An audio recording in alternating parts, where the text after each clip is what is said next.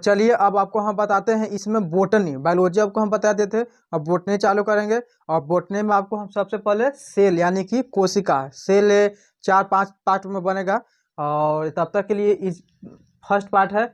और सेल अब देख लेते हैं बोटनी में।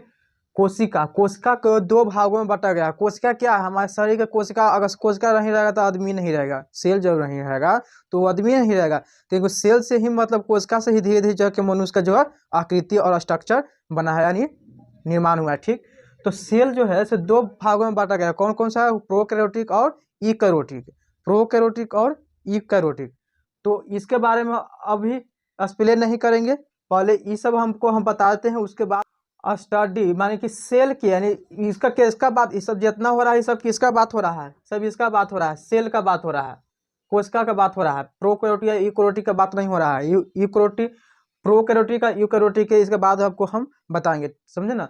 तो स्टडी यानी कि सेल के अध्ययन क्या कहते हैं? साइटोलॉजी, इसको हिंदी में सेम नाम है cytology. Cell is the basic structure function unit of living. कोशिका जीवों की आधारभूत की संरचना एवं कार्यात्मक इकाई को क्या कहते हैं? सेल कहा जाता है। ठीक, डिस्कवरी, इसका खोज किसने किया था? तो रॉबर्ट हॉक ने 1965 ईस्वी में। सेल थ्योरी, सेल का थ्योरी जो मतलब सिद्धांत जो दिया था, किसने दिया था? तो सोल्डन और स्वान ने। डेथ सेल, डेथ सेल के मृत्यु कोशिका, मृत्यु कोशिका का मतलब खोज कौन किया था? तो रॉबर्ट हॉक ने। और लिविंग सेल के मतलब क्या होता है? लिविंग और नॉन लिविंग, माने जीव और निर्जीव। तो जीव, लिविंग का मतलब जिंदा हुआ कोशिका को जिंदा कोशिका को कौन खोजा था? तो एंटोनी लीवनहॉक ने। ठीक, लार्जेस्ट यानी कि लार्जेस्ट सेल, लार्जेस्ट सेल इसका मतलब क्या है? सबसे बड़ी सेल, यानी कि सबसे बड़ी सेल कहिए या संसार का सबसे बड़ी सेल कह सकते हैं। यहाँ संसार के सबसे बड़ी कोशिका कौन सा होता है? तो ऑस्ट्रिच एग, यानी कि शुतुरमुर्ग, शुतुरमुर्ग की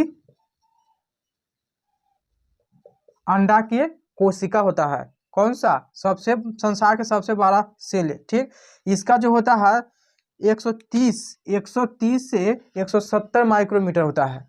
स्मॉलेस्ट सेल, स्मॉलेस्ट यानी कि संसार के सबसे छोटी कोशिका कौन सा होता है?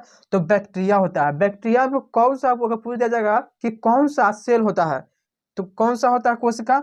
तो माइकोप्लाज्मा। माइकोप्लाज्मा का कितना होता है डायमीटर?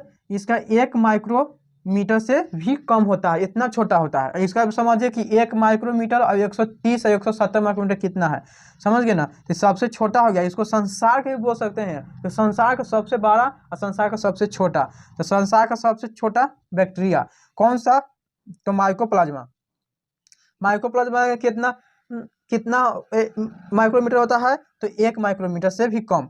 माइकोप्लाज्मा के 2 भागों में, या इसको बोल सकते हैं कि माइकोप्लाज्मा के 2 नाम से भी जाना जाता है। कौन कौन है? पीपीएलओ और एमएलओ। पीपीएलओ का मतलब है पॉलीप्लूरा, पॉलीप्लूरा लिंक ऑर्गेनिज्म, और एमएलओ का मोलिक्यूलर लिंक ऑर्गेनिज्म। ठीक, small cell in human body, मानव शरीर का सबसे छोटी कोशिका कौन सी होती है? तो आरबीसी होता है। अगर पूछ दिया जाएगा सबसे बड़ी कोशिका, तो WBC. Small gamete cell in human body क्या है? Sperm. Largest and longest cell in human body, largest का मतलब 12 और लॉन्गेस्ट का मतलब लंबा। सबसे बड़ा और सबसे लंबा कौन सा होता है बॉडी में? ब्रेन होता है। अब ब्रेन में कौन सा सेल होता है सबसे लंबा सबसे बड़ा? तो न्यूरॉन होता है। ठीक, न्यूरॉन सबसे बड़ा और सबसे लंबा होता है, न्यूरॉन। ठीक, तो आप समझ लिया। अब इसके बाद इसका स्क्रीनशॉट ले लीजिए, उसके बाद फिर हम आपको बताएंगे प्रोकैरियोटिक और यूकैरियोटिक के बारे में। ठीक, तो इसका स्क्रीनशॉट ले लीजिए।